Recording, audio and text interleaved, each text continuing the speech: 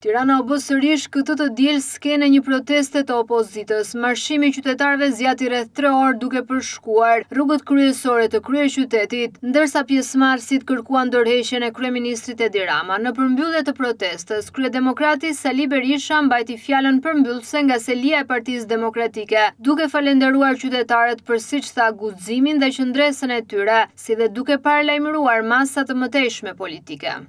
Një mirënjohje pa kufishme me guximin, trimërin, qëndresën tuaj, nderuat më shumë se kur këtë datë historike të kombit shqiptar, përmbysjen e diktaturës komuniste 34 vite më parë, por njëkohësisht i dha dhe goditjen më të merituar diktaturës sotme.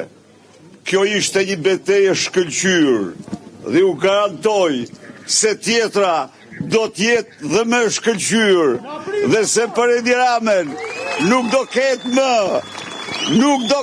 më strofull, nuk do ketë vrimiu ku do futet. Kryengritja paqësore e shqiptarëve do t'i jap atij ndërshkimin që meriton. Prandaj dhe ne le të zotohemi në këtë shesh, se nuk ka paqë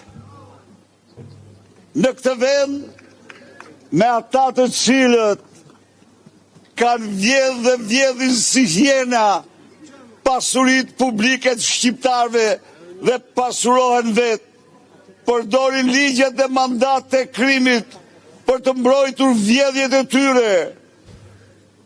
Qëndresa jonë, ndërshkimi ynë do të bjerë mbi ta dhe ata do përfundojnë në lanë, do përfundojnë në koshat e plerave të historisë. Berisha u shpreh se qëndrimi protestuesve do të vijojë deri në ndërshkimin e qeverisë, duke theksuar se Edi Rama duhet t'i jap dorëheqjen. Prandaj Edi Rama jep dorëheqjen sa më shpejt. Jep dorëheqjen se do të tërheqim ashtu si sta pret mendja.